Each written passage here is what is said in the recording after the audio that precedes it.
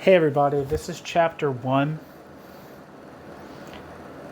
of, how do you pronounce his name? Svetozar Stojanović.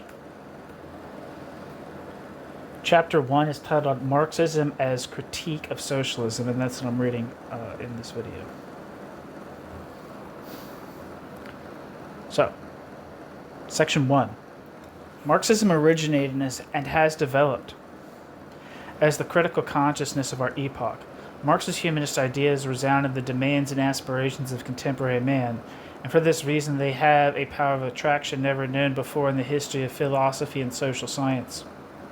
Marxism has experienced a formidable crisis in the past few decades as the greater part of the communist movement, having come to power, has succeeded in transforming it from a critical theory into one which is positivist functionalist in nature. Philosophy and social science merely seek suitable means for achieving already defined and inviolable goals are, of course, nothing but apologia for the status quo. Yet even at the time of its greatest spiritual poverty, Marxism had produced several noteworthy names: Georg Lukács, Ernst Bloch, Antonio Gramsci, Karl Korsch, Herbert Marcuse, Max Horkheimer, Erich Fromm, and many others. Throughout this period, the continuity of creative Marxism has been maintained mainly by theorists residing in capitalist countries. In any given country, the more the name of Marx has been invoked officially, the more difficult it has been for real Marxists to work. Some, like Bloch, were even forced to seek freedom of their theoretical activity in capitalist society. The difficulties encountered by Lukács and the communist movement are also well known. Although a series of autopsies have been performed on Marxism, today we can confidently speak of its renaissance. Footnote. For instance, see Henry Bamford Park's Marxism and Autopsy, published in 1939. End footnote. It seems, however, that this revival is developing with an interesting change of emphasis. Marx created his humanistic vision in his critique of capitalist society. And since capitalism has changed significantly in the meantime, the possibility has always existed, and exists today to a certain degree, that Marxism may be further developed as a critique of capitalism. Marxists in the West have been notably successful in the critique of modern capitalism and its statist technocratic tendencies, its artificial consumption, manipulated leisure time, quote, cultural industry, and so on. As a critique of bourgeois society, nevertheless, Marxism has to a certain degree exhausted its possibilities. The main prospects for essential innovations in Marxism lie in the critical confrontation of Marxism with that society which calls itself socialist. This approach holds the greatest prospects for the verification, enrichment, and concretization of the Marxist program. A living program comes into being only through critical contact with historical experience and not through imprisonment in theory, no matter how broadly or freely constructed. Marxist social theory cannot be based solely upon scholarly exegesis and passive observation. A critical engagement, not only theoretical but practical as well, is necessary. Personal participation in the activity of changing the world opens new horizons of knowledge. Thus, the most penetrating critique of socialism has been advanced by people who have lived through the same stages, have been plagued by the same doubts, have suffered the same reverses, and experienced the same successes as the rest of society. This kind of critique is simultaneously a form of self-criticism. In this respect, Marxism has already produced interesting personalities and significant results.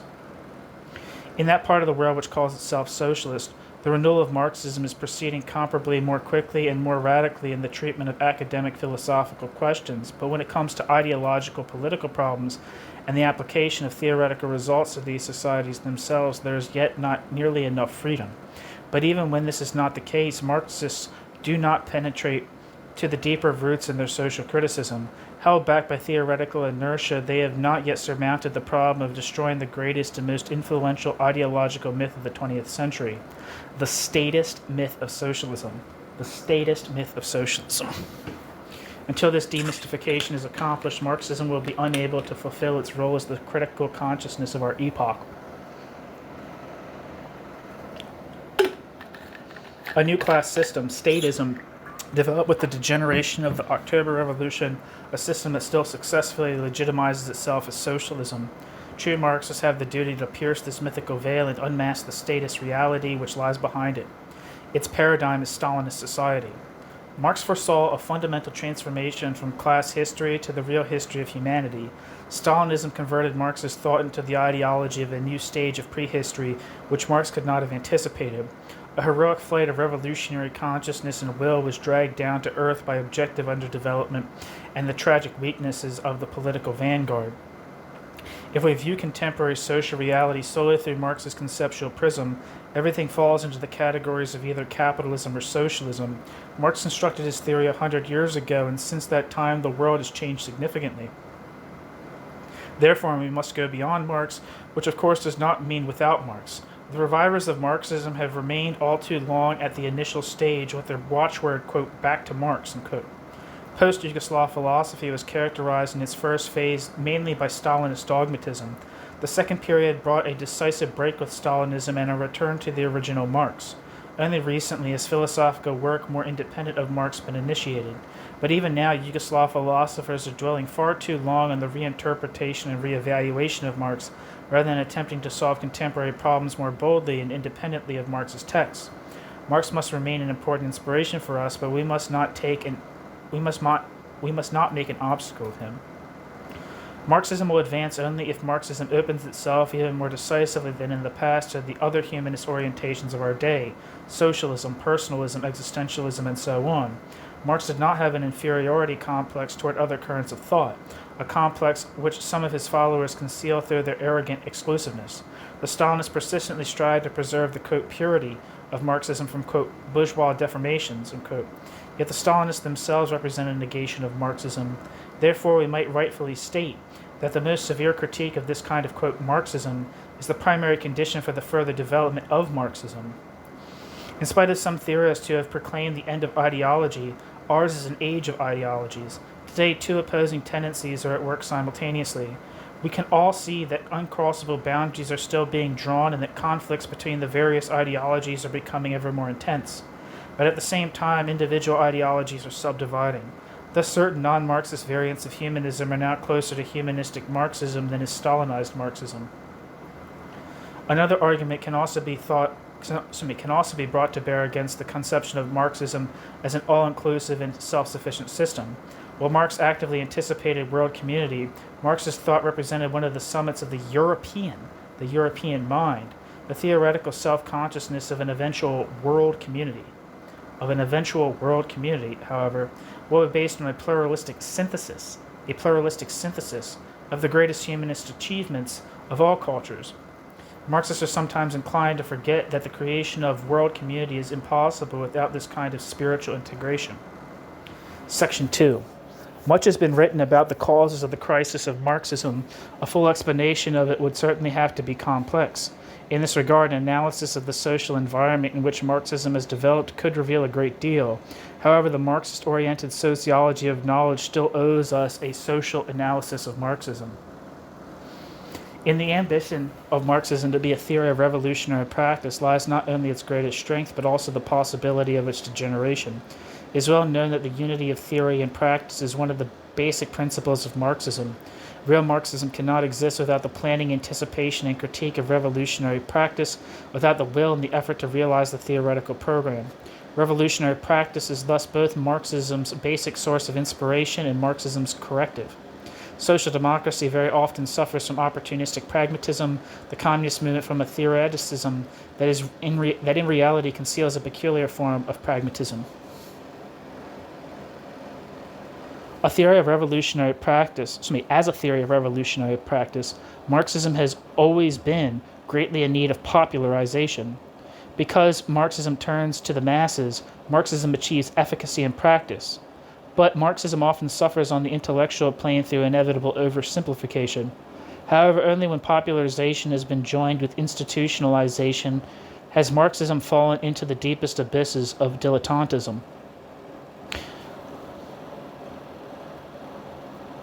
The fateful problem of Marxism has always been how to be a theory of practical humanism while simultaneously maintaining an autonomous and critical attitude toward practice.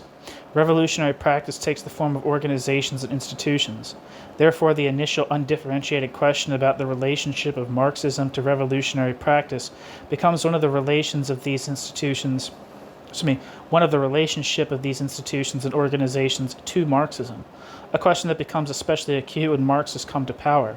If there is no democracy within the Communist Party, Marxism is condemned to the intellectual level of the party leadership, in the name of the unity of theory and practice, on the basis of the conviction that practice is the criterion of truth, and because the evaluation of practice is subjected to the hierarchical principle, the party leadership becomes the final arbiter of theory, arbiter for theory as well.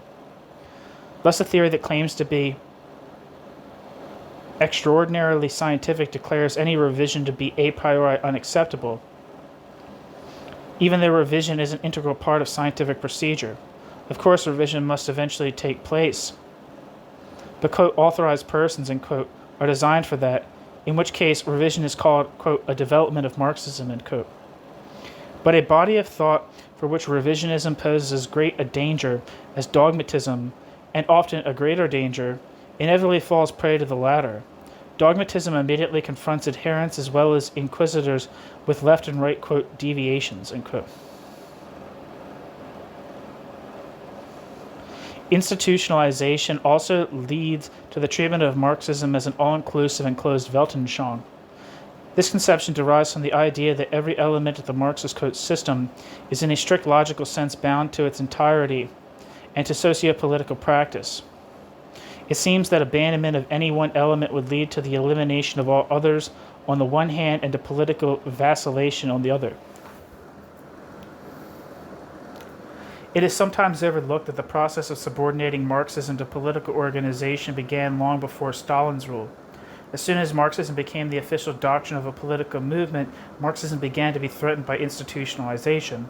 Yet only when Marxism became joined with the total ideological monopolism after the seizure of power was the process of Marxism's institutionalization complete.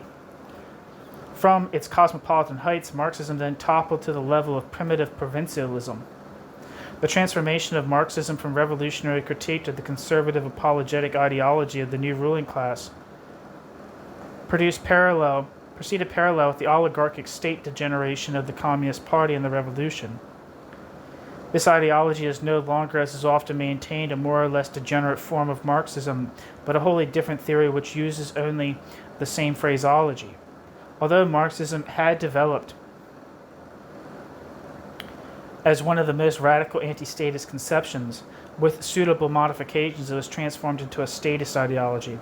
In the process, once revolutionary goals became the basis of, quote, false consciousness, end quote. The fetishism of revolutionary goals lies in the conviction that the proclaimed goals of the revolution lend a socialist character to the social... Sorry, there's an ink spot on the page, which in fact it completely lacks, even though something makes these goals. Footnote: another more innocent form of distorted ideological consciousness grows out of the normative projection of revolutionary goals onto a society that is only beginning to realize them. For example, we often hear of Yugoslav, quote, self-governing, self-managing society, end quote, although we have only just started to build such a society. End footnote. Section 3. How do Stalinists conceive of socialist progress? In their view, one must look to the spheres of material and cultural construction to find permanent and essential qualitative changes after the revolution. The revolutionary vanguard has created the new man. It must now transfer his characteristics to the other members of society. With respect to the new human profile, therefore, only quantitative changes are to be expected. With respect to the new human profile, therefore, only quantitative changes are to be expected. Of course, Stalinist man differs greatly from the revolutionary he pretends to be, but we shall have occasion to speak of this descending characterological path of the revolution at a later point in this book. While Stalinists do not deny that conflict is the motor of social progress, Stalinists reduce conflict to conflict between the, quote, new and the, quote, old. In the new order, there are no structural or other contradictions. It is as if the dialectic of the social process ceased all at once. They do not acknowledge new contradictions and new limitations. And when the Stalinist does acknowledge, for instance, the existence of alienation in socialism, he explains it merely as a remnant of the, quote, old, or as the result of technology, not as a product of the new form of social organization. Apostates of Stalinism are considered belatedly unmasked exponents of the, quote, old. There is no conception of a legitimate disagreement and conflict within the, quote, new. Although it propagates, quote, historical materialism, the Stalinist oligarchy attributes ideological differences in the, quote, new exclusively to the ideological influence or even, quote, ideological diversion, end quote, of the enemy rather than to the differentiation inherent in social existence. For Marx, this would be a typically ideological approach to the world. The Stalinist interprets the term, quote, ideological struggle, end quote, to mean an assault on those who hold any independent ideas at all. Unless it develops dialectical critical self-consciousness, the revolutionary vanguard quickly falls prey to seeing itself as the perfect paradigm. The vanguard deludes itself into believing that its ability to respond to new opportunities is inexhaustible, that it has no social or psychological limitations, only biological limitations. We are witness to the immense efforts of just such a group of people in China who seek to perpetuate their policies before they themselves leave the scene. They find the proper remedy for revolutionary degeneration in efforts to prolong and broaden the revolutionary tradition, a la, quote, cultural revolution, end quote, rather than in fundamental social change. It's difficult to find a better example of a social group's attempt to deceive itself into believing that it is exclusively the subject and not the object as well of the historical dialectic. In addition to discarding the struggle of opposites, the Stalinists also discard in practice, although not in theory, the dialectical principle of historicity, which demands that every phenomenon be evaluated in its concrete historical context. Instead, all past history is tailored to the interests of the new ruling class. Even the conquest of former rulers are called progressive, on the grounds that they indirectly contributed to the, quote, greatness of the socialist country, end quote. On the other hand, those who lose their position in the party leadership are immediately denied their previously acknowledged historical roles. That actually is super ironic. Like the celebration of people like Peter the Great and the erasure or demonization of people, say, like Trotsky, whose role in the Bolshevik Revolution was integral. One's conception of social criticism has an extremely close relationship to one's interpretation of social development. Stalinist, quote, criticism, actually apologia, presupposes the existence of certain ostensibly pure and inalterable socialist elements, contending that the problem is simply that they have not yet been realized in society as a whole. The Stalinist procedure of demonstrating social progress consists of comparing the points of departure with planned change and achieved results. But it is not hard to discover the mystification here. An adequate treatment would have to include an evaluation of the totality and not merely of certain particular aspects. Here we must pose yet another question. Could the unachieved have been achieved had practice been different?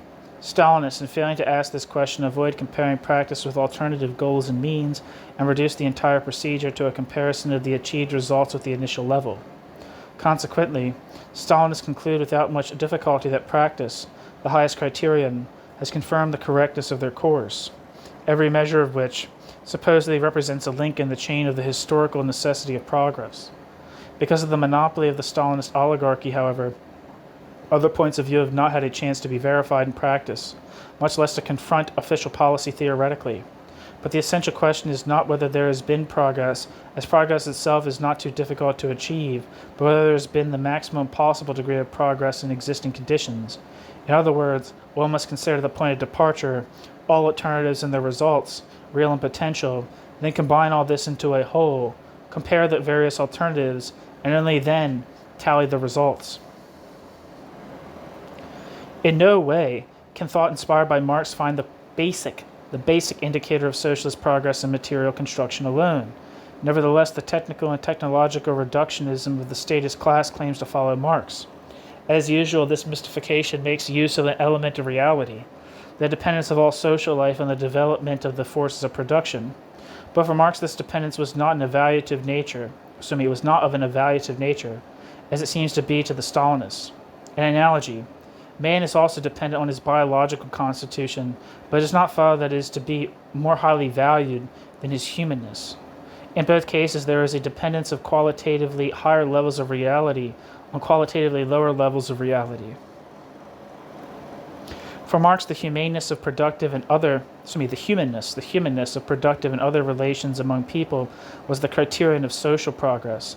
Marx paid particularly close attention to the relations of production, not because the relations of production rank higher than other relations on his scale of values, but because they exert the strongest influence on the quality of human relations in their entirety.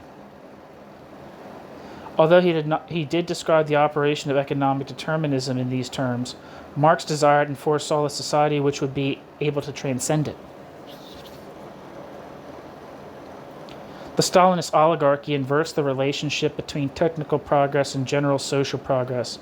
From the necessary condition for achieving global social progress, the Stalinist oligarchy transforms the development of the forces of production into the basic measure of socialism.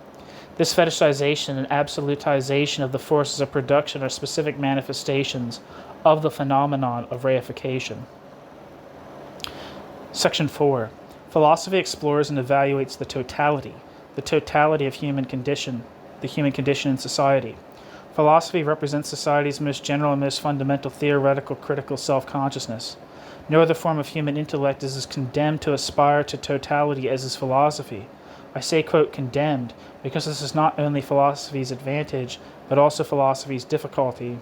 The category of totality has particular significance for the Marxist approach to man and society, which is why Marxists devote so much attention to totality.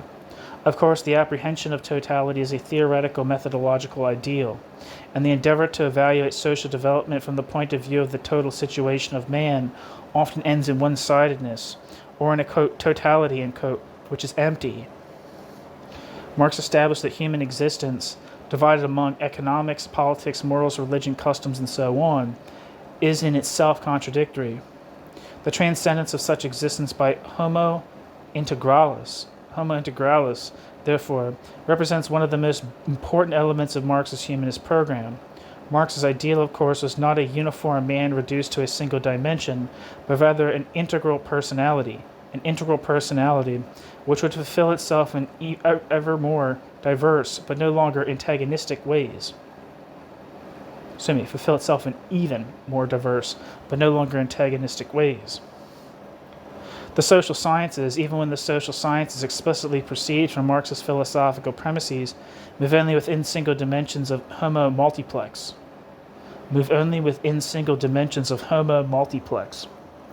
Without philosophy, the social sciences cannot ensure a broader, fuller perspective or furnish the basic criterion for the evaluation of general social progress. The socialist revolution must not be only political, economic, or moral, nor even solely a social revolution. Rather, socialist revolution must be a total humanist revolution. The socialist revolution, it is the duty of Marxism, therefore, to watch over Marxism's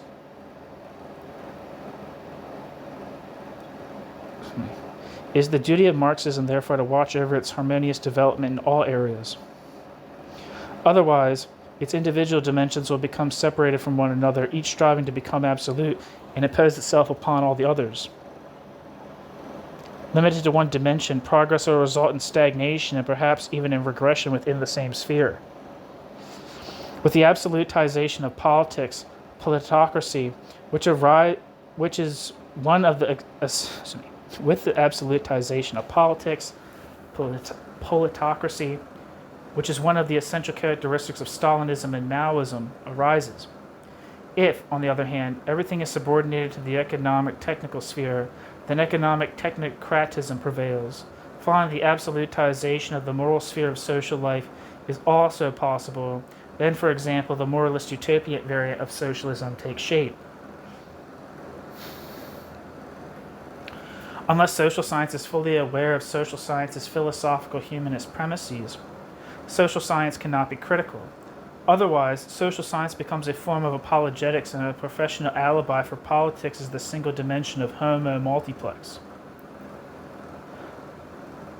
When social goals are uncritically presupposed, science and socialism as well easily becomes an efficacious means for the manipulation of people.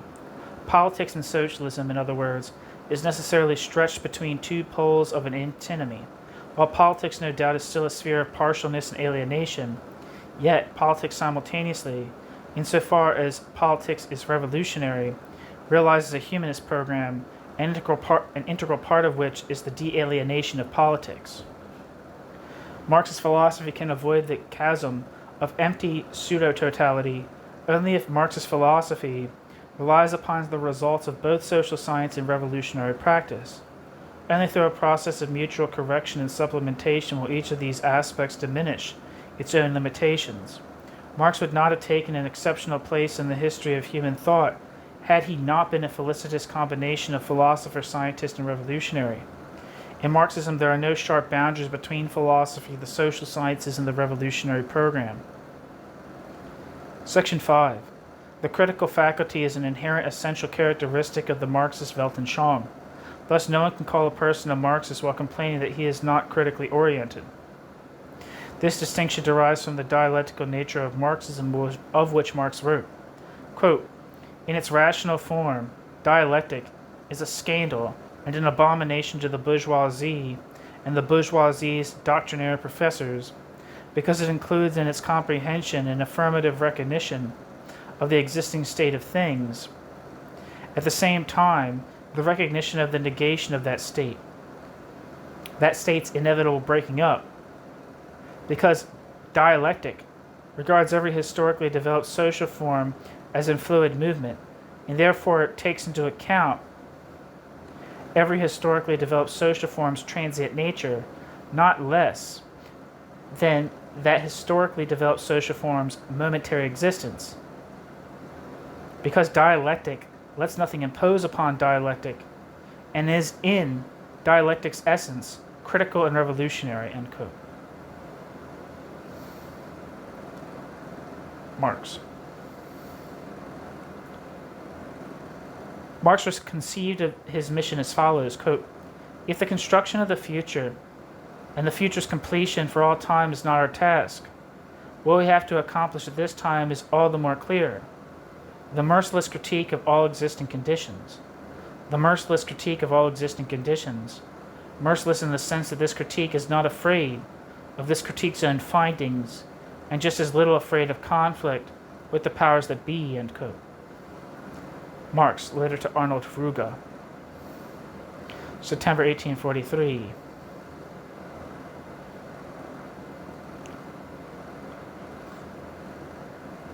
End quote. The Stalinists do not reject this formulation, but, quote, merely limit this formulation to capitalism. After the revolution, Marxism must allegedly concentrate upon the study and evaluation of the stability, organization, and functioning of the new system. In Yugoslavia, such an understanding of the relationship of Marxism to socialism was rejected long ago. Disagreement has persisted, however, precisely on the demand for a, quote, merciless critique of all existing conditions, end quote, in socialism as well. It seems that the Czech Marxist Karl Kozik had this dilemma in mind when he wrote, quote, "The dialectic can justify morality only if the dialectic is itself moral. The morality of the dialectic is contained in the dialectic's distinctive continuum, which stops before nothing and no one in the dialectic's process of destruction and totalization. The nature and size of the spheres which the dialectic leaves outside this process corresponds to the degree of the dialectic's inconsistency and amorality," end quote. Karl Kozik. In the article, "The Dialectic of Morality and the Morality of Dialectic."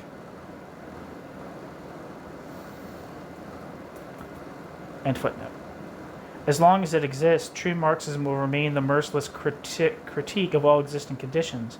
One might even add that Marxists must be even more critical in socialism than in capitalism, precisely because Marxists are so concerned about socialism. Dialectical thought is inseparable from critical adventure, and it is harmful to curb dialectical thought in socialism. It is as harmful to curb dialectical thought in socialism as it is to curb dialectical thought in capitalism. Those who stand opposed to the merciless critique of all existing conditions in socialism evidently seek to exclude certain persons or certain phenomena from criticism. Marxism must relentlessly confront the reality of socialism with the ideals of humanism, unmasking newly constructed myths, fetishes, taboos, and sacred tenets in order to contribute thereby to the willingness of the people to continue their revolutionary activity. Socialist society, too, easily falls prey to ideological self-deception. Nor do we exclude the possibility that in the course of destroying the myths of the socialist state, of the Communist Party, of social planning and social interest, social self-government, the working class, commodity production, and group and personal interest will themselves become the subjects of new myths.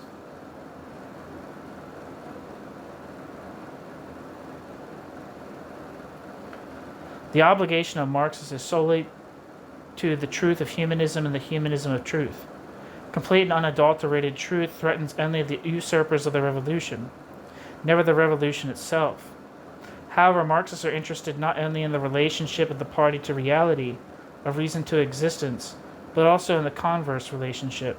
Sometimes even the noblest ideas can be historically irrelevant. When this is not understood, theory easily falls prey to narcissism. Nevertheless, when we talk about the consideration which Marxists should give to historical possibility, we must take great care, because in the history of the communist movement, opportunism has often been disguised as realism. If one understands theory in the Marxist sense, one must live it. Being a Marxist is not a purely theoretical matter. Marxism is a moral political orientation as well.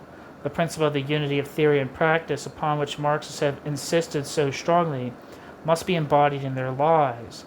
Only those theorists whose conceptions are at the same time their convictions will fight for a revolutionary humanist program, since convictions represent one's intrinsic dispositions for commitment and action.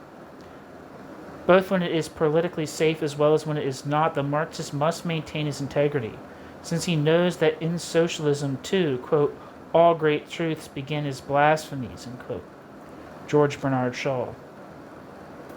The Marxist must expect to be attacked for being ahead of his time. That's the end of Chapter 1 of Stojanović's Between Ideals and Reality. Chapter 2 is titled The Dialectic of Alienation and the Utopia of De-alienation. Thanks for listening.